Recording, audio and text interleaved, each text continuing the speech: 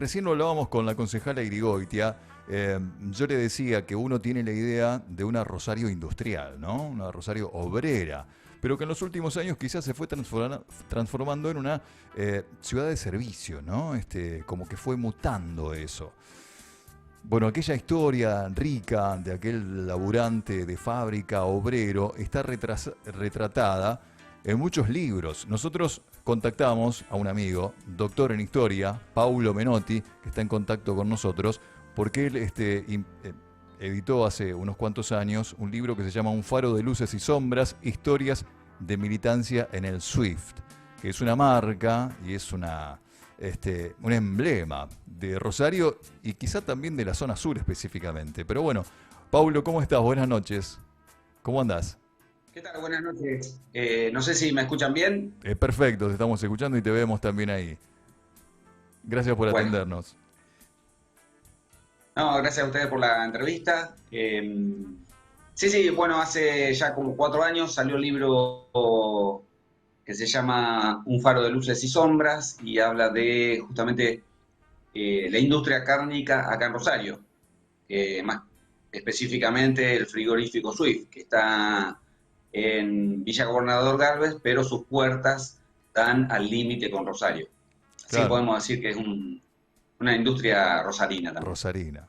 Y la historia rosarina, ¿no? Porque seguramente la lucha que se dio allí tiene mucho que ver con otras historias similares que se replicaron en distintas zonas de Rosario, quizá del cordón industrial también, ¿no?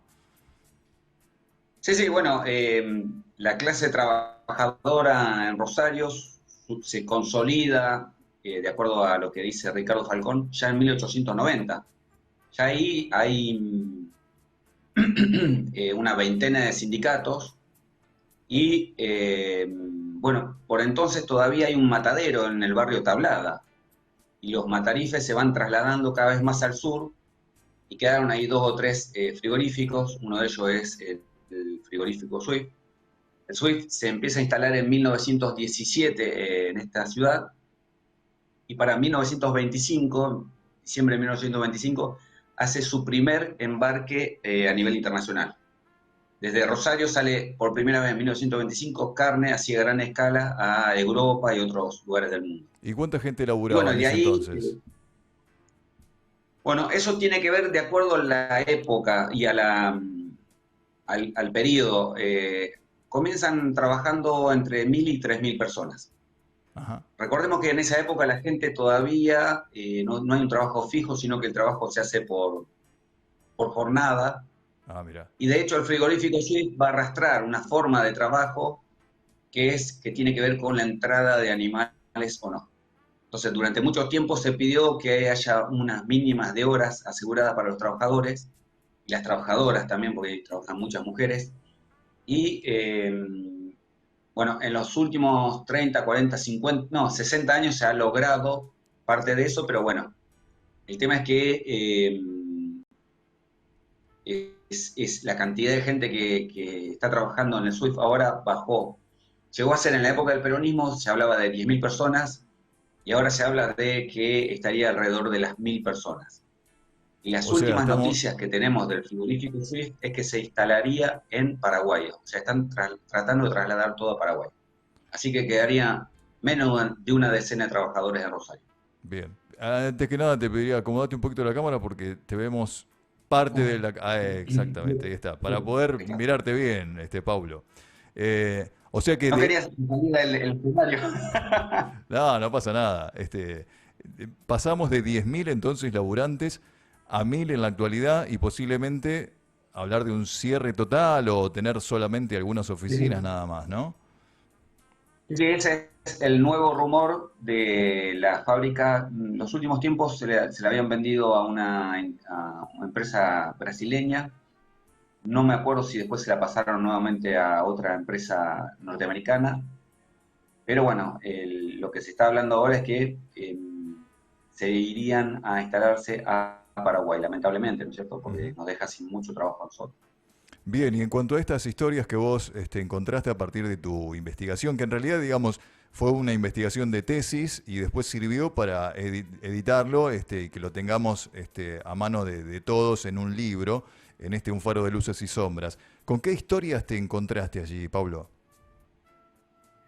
Bueno, yo empecé a hacer historia oral, es decir, a entrevistar gente que había trabajado en el lugar y en un primer momento no encontraba muchas personas que quisieran hablar. Me encontré con unas 5 o 6, 7, 8 personas más o menos y más que nada pude armar algo a partir de testimonios de antiguos militantes comunistas. Ajá. Entonces, ahí junté el militante de una persona que se llamaba Ramón Zarza, que fue dirigente de la carne en el año 59-60. Después, el padre de Nora Kowalczyk, Sí, claro. famoso polaco Kowalczyk, que era Ajá. jugador de fútbol en Central Córdoba. Mira. Y Él Nora también me dio Kovacic, su una testimonio. gran locutora. Claro, Nora es una gran locutora, el padre era comunista. ¿Mm? Y Santiago Simón, otro, y que también trabajó en el frigorífico Swift y dejó su testimonio por escrito. Y una persona que no había trabajado en el frigorífico Swift, salvo un pequeño periodo. En realidad él era el contacto del Partido Comunista afuera, en la calle, se llamó Haskell Shapiro. A partir de esas historias, yo fui armando, bueno, primero y principal, la experiencia que ellos habían tenido en el Swift. Porque recordemos, en la década de 40, de 50, se pelean mucho con los peronistas Claro. y después logran, en el momento del posperonismo, donde se produce la resistencia peronista, recordemos, se produce el golpe del 55 a nivel nacional, eso genera una dictadura de 3 años. Después viene Arturo Frondizi, pero Frondizi propone una política desarrollista. Esa política desarrollista implica que haya industrias, pero con inversión extranjera. Ah, mira. Y Frondizi lo que hace es aliarse al FMI.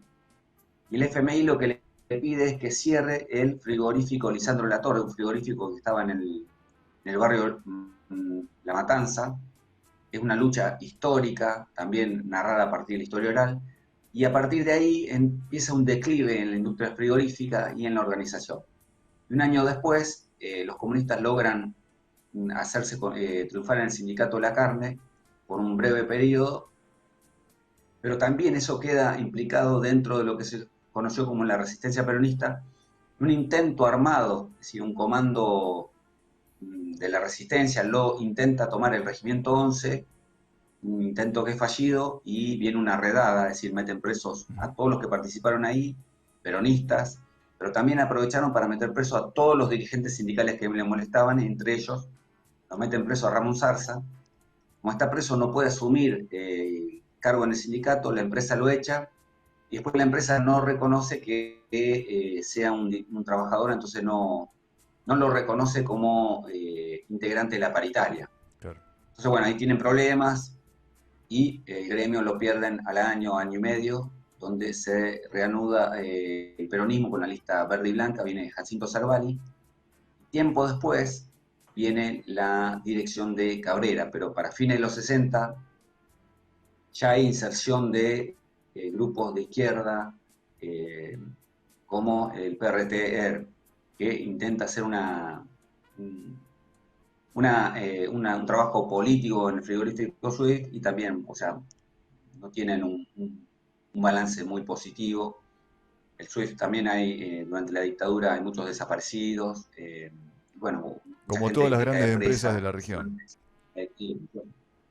Perdón, no te escuché. No, decía como muchas de las grandes empresas en el país, en realidad, ¿no? Yo decía en la región, pero en el país entero.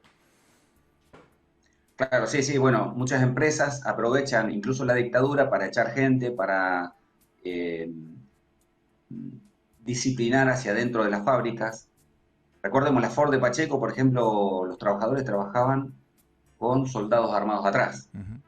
y los principales dirigentes fueron incluso desaparecidos, Smith Claro. uno de ellos. Entonces, bueno, el Swift era una empresa emblemática.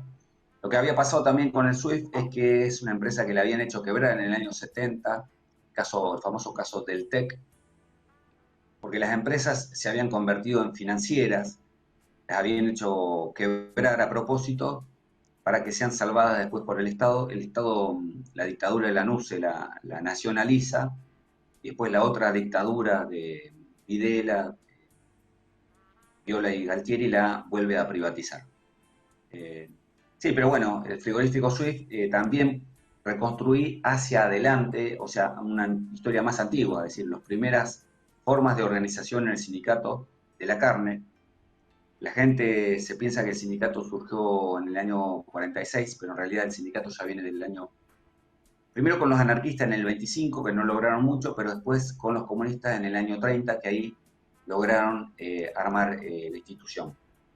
Y ese sindicato tenía las características de que le da todavía el barrio Saladillo.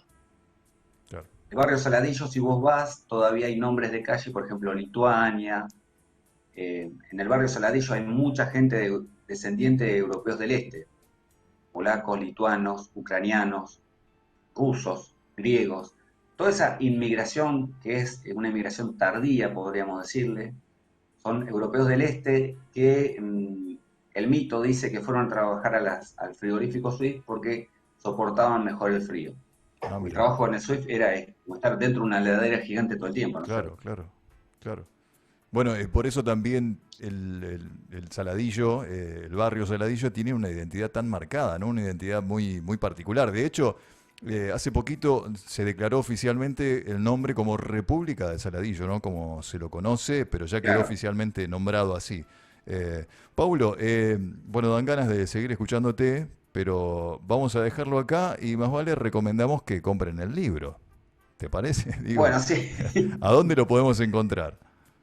Ese libro habría que ver, está medio agotado, habría que ver si lo podemos reeditar. Me parece que estaba por la calle Mendoza y Corrientes. Hay una librería ahí, Mendoza y Corrientes, eh, que quedaban algunos ejemplares, Ejemplares. si no por acá, por calle Córdoba, me parece, y Sarmiento, hay una galería que había una librería de usados que tenía Ajá. unos cuantos ejemplares. Pero ese libro estaba casi agotado. Ah, mira Si vos. encuentran, si Bueno, no, bueno, de última que se contacten conmigo y vemos si podemos conseguir algo. exacto, claro. Bueno, ¿y qué otros títulos tuyos encontramos, Pablo? Bueno, yo hace poquito, te muestro acá, no sé si saldrá bien, Dale. es El el Soviet. Soviet de Rosario. Perfecto se ve, la tapa. Para identificarla después, digo. Es la historia de, después, es la historia de un grupo de anarquistas, trabajadores y estudiantes de medicina, todos anarquistas, que toman la municipalidad el 7 de febrero de 1921 y declaran un gobierno soviet.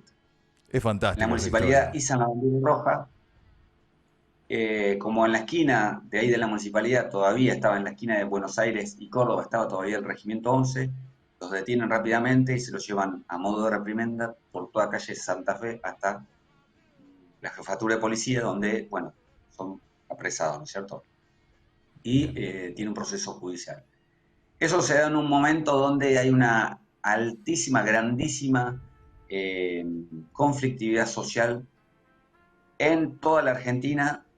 Recordemos, es el periodo de la Semana Trágica, el periodo Claro. de la Patagonia Rebelde, el periodo de la Forestal, y también en Rosario, donde pasan cosas de esa magnitud. O sea, también no tenemos miles de muertos como en esos, pero hay muchos muertos, y mientras está pasando el Soviet de Rosario, en las calles de Rosario, la gente sale a la calle, para los tranvías, los tumba, los prende fuego, se agarra a los tiros con la policía, le arrancan los fusiles de la mano a los soldados. Es decir, hay un estado bastante rebelde y revolucionario en la sociedad, en la clase trabajadora, y, o sea, no se concretó porque fue reprimido, pero eh, que es bastante interesante para volver a visitarlo, para estudiarlo y para leerlo. Es decir, es muy Totalmente, atrayente. totalmente, totalmente.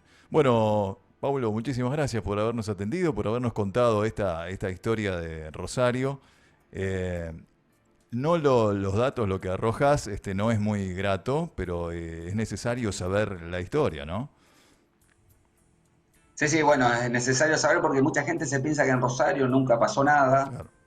de esto, o se habla de la Barcelona argentina con respecto a los anarquistas, pero no queda bien claro quiénes eran los anarquistas y qué hacían. ¿Qué hicieron? Claro. Y mucha gente se piensa que el sindicalismo es de hace 70 años.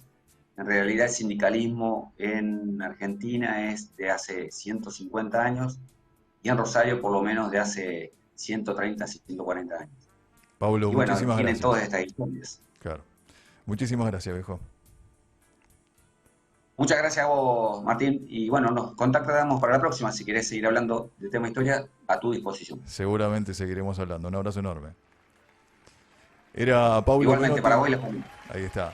Paulo Menotti, doctor en historia, autor de estos libros, del que hablamos más, Un faro de luces y sombras, historias de militancia en el SWIFT. Nos decía, está agotado, pero por ahí algunos ejemplares se pueden conseguir. Cualquier cosita, búsquenlo. Paulo Menotti con doble T.